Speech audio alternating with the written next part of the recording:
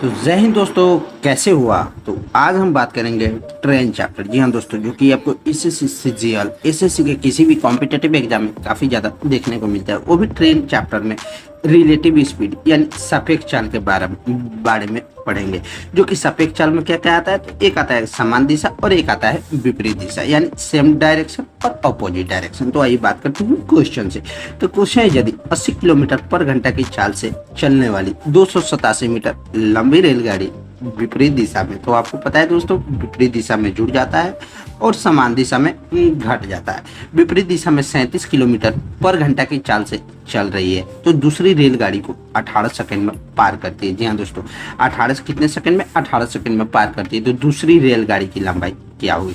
तो सबसे पहले एक आपको बता दें कि अगर कोई ट्रेन, जो कि ये कोई ट्रेन है, अगर किसी खंबे या किसी आदमी को पार करे तो खुद ट्रेन की लंबाई अपनी पार कर रही है। उसी तरह अगर प्लेटफॉर्म की लंबाई अगर पार करे, प्लेटफॉर्म को पार करे, तो ट्रेन की लंबाई और प्लस क्या प्लेटफॉर्म की लंबाई भी पार करेगी।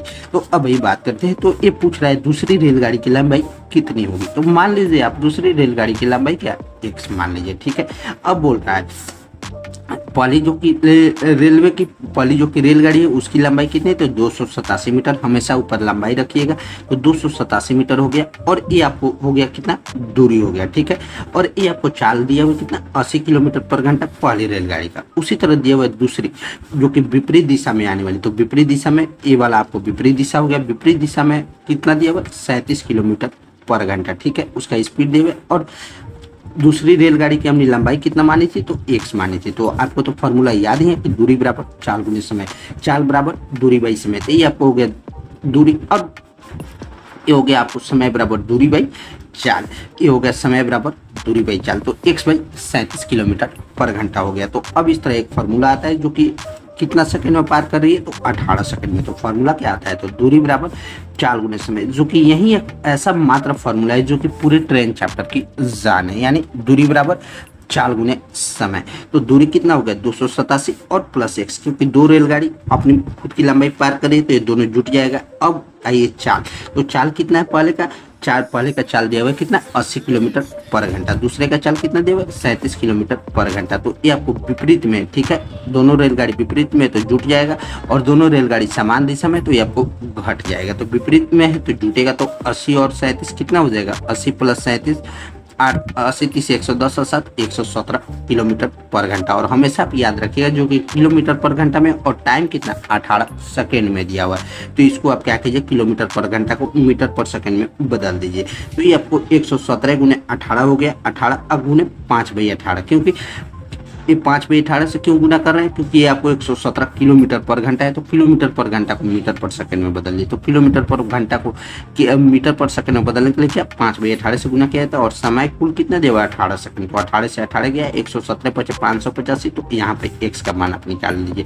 तो 585 में से 287 घटा दीजिए, x बराबर हो जाएगा कितना 298 मीटर आंसर हो जाएगा। यानी दूसरी रेलगाड़ी की लंबाई कितना 298 मीटर आंसर हो जाएगा। अब वही बात करते हैं कॉन्सेप्ट से।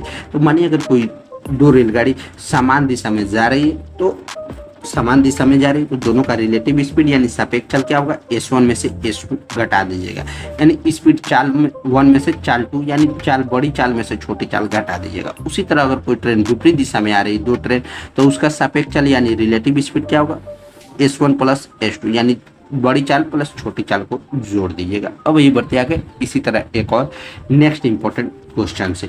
तो क्वेश्चन से मिलिए। तो क्वेश्चन है, यदि एक 252 मीटर लंबे ट्रेन, ठीक है, 125 किलोमीटर पर घंटा की चाल से, यानी आपको दूरी दिया हुआ कितना 252 मीटर, स्पीड दिया हुआ कितना 125 किलोमीटर पर घंटा। तो समय हो गया कि चाल से चल रही है। यदि एक व्यक्ति जो इंजन के पास है, तो ये आपको व्यक्ति है जो इंजन के पास है, तो व्यक्ति की कभी भी लंबाई नहीं होती इसलिए नहीं जुटेगा। जो इंजन के पास है कितना 17 किलोमीटर पर घंटा की चाल से ट्रेन की दिशा में ही दौड़ रहे हैं। तो ट्रेन की दिशा में यानी सेम दौड़ रही है, ठीक है। दौड़ना आरंभ करते हैं तो उसको ट्रेन की कितने समय में पार करेगी, ठीक है, सेकेंड में बताइए। तो ये भी क्वेश्चन एसएससी के एग्जाम में काफी ज्यादा बार आया हुआ है। तो सबसे पहले बात करते हैं पहला जो कि ट्रेन है कितना 252 मीटर लंबी। तो 252 मीटर लंबी ये आपको दूरी हो गया। स्पीड कितना दिया हुआ है, तो ये आपको 125 किलोमीटर पर घंटा, समय बराबर दूरी बाई चाल। उसी तरह दूसरा जो कि जो व्यक्ति है ना जो इंजन के पास से, यानी इंजन के पास है, तो व्यक्ति में लंबाई नहीं होगी इसलिए नहीं जुटेगा। और हमेशा ट्रेन चैप्टर में हमेशा आप क्या कीजिएगा, दूरी को लंबाई मानकर जोड़ते ही हैं, हमेशा लंबाई जुड़ता ही है। लेकिन इसमें आपको ट्रेन की व्यक्ति की कोई लंबाई नहीं होती, इसलिए यहाँ पर ये आपको लंबाई नहीं जुटेगा। तो अब ये बात करते हैं जो कि दूसरा व्यक्ति का, जो व्यक्ति है जो इंजन के पास से 17 किलोमीटर पर घंटा की चाल से दौड़ रहा है और समय उसको कितना आरंभ करे, तो उसको ट्रेन के कितने समय में, यानी समय पूछ रहा है। तो आइए बात करते हैं। तो ये आपको हो गया दूरी बराबर क्या होता है, चाल गुने समय, फॉर्मूला होता है। अब कुल दूरी क्या होगा, तो कुल दूरी होगा 252, और दूसरा ट्रेन का जो कि व्यक्ति का कोई लंबाई नहीं है, तो व्यक्ति की कोई लंबाई भी नहीं होता है, तो इसलिए उसका नहीं जुटेगा। तो 252 बराबर, और चाल, तो चाल कितना हो गया, पहले का चाल कितना 125 किलोमीटर पर घंटा, दूसरा का चाल कितना 17 किलोमीटर पर घंटा। और क्वेश्चन में आप देखिए कि ट्रेन की दिशा में ही जा रही है, तो यानी समान दिशा में जाएगी तो घट जाएगा, और विपरीत दिशा में आएगी तो यानी जुट जाएगा। तो समान दिशा में जा रही है तो घट जाएगा, तो 125 में से 17 गया कितना 108 किलोमीटर पर घंटा।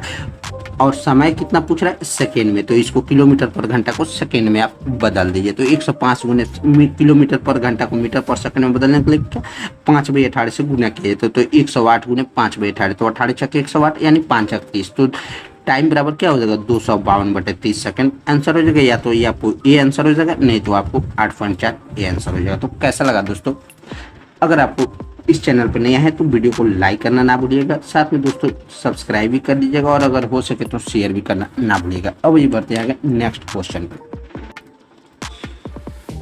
तो अब यही बात करते हैं दूसरा नंबर, जो कि क्वेश्चन है 320 मीटर और 540 मीटर की लंबाई वाले दो ट्रेन। तो ये आपको सबसे पहले आप इसको जोड़ लीजिएगा। तो दोनों ट्रेन की कुल लंबाई कितना हो जाएगा 0, 4 2 6 3 5 8 यानी 860 मीटर। पी और क्यू समांतर पटरियों पे यानी समान चल रही है। तो पहला ट्रेन का स्पीड कितना 108 किलोमीटर पर घंटा, और दूसरा ट्रेन का स्पीड कितना 144 किलोमीटर पर घंटा। तो हमेशा आप याद रखिएगा, अगर समान में चले तो घटेगा, विपरीत में चले तो जुटेगा। तब यहाँ से आप घटा दीजिए, तो 36 किलोमीटर पर घंटा हो गया, जो कि एक ही दिशा में चल रही है। ठीक है, तो एक ही दिशा में चल रही है तो घट जाएगा। तो ट्रेनें जो है ना एक दूसरे को पूरी तरह से पार करने में कितना समय लगेगी, यानी टाइम पूछा है। तो सबसे पहले आपको तो हम सवाल में ही कॉन्सेप्ट बता दिए। तो आइए बात करते हैं। तो दोनों ट्रेन की कुल लंबाई कितना हो जाएगा 540 प्लस 320 यानी 860 मीटर हो जाएगा। अब जो की बात कर रहा है, पहला ट्रेन का स्पीड कितना, चाल कितना दिया हुआ 108 किलोमीटर पर घंटा, दूसरा ट्रेन का स्पीड कितना 144 किलोमीटर पर घंटा दिया हुआ है। तो सबसे पहले आपको बता दें एक ही दिशा यानी समांतर दिशा में जा रहा है तो घट जाएगा, विपरीत दिशा में जा रहा है तो जुट जाएगा। तो 144 में से 108 घटा दीजिए, ये आपको 36 किलोमीटर पर घंटा हो गया। और समय पूछ रहा है, तो समय हमेशा याद रखिएगा दोस्तों, क्योंकि इसमें आपको 320 मीटर में दिए हुए, तो समय हमेशा आप सेकेंड में ही कन्वर्ट कीजिएगा, और इसको आप किलोमीटर जो कि पर घंटा है ना, ये आपको 36 किलोमीटर पर घंटा, इसको आप हमेशा मीटर पर सेकेंड में ही बदलिएगा। तो आइए बात करते हैं। तो इसको आप क्या कीजिए, पहले बदल ही दीजिए। तो 36 किलो 5/18 यानी 18 दूना 36, 10 हो गया ये आपको मीटर पर सेकंड। ठीक है, तो 10 हो गया मीटर पर सेकंड। और समय दूरी कितना दे दिया है, ये आपको 860 मीटर। चाल कितना हमारा निकल गया 10 मीटर पर सेकंड।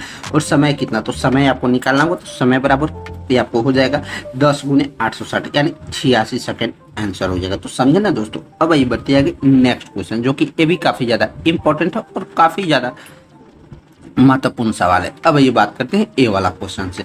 तो क्वेश्चन है, यदि एक ट्रेन 70 किलोमीटर पर घंटा की चाल से चल रही है, यानी पहला ट्रेन है, और समान दिशा में यानी एक ही दिशा में चल रही है, 34 किलोमीटर पर घंटा की चाल से चल रही है। ठीक है, ये आपको दूसरी ट्रेन है। ठीक है, और दूसरी ट्रेन और समान दिशा में चल रही है, यानी एक ही दिशा में चल रही है, तो ये भी घट जाएगा।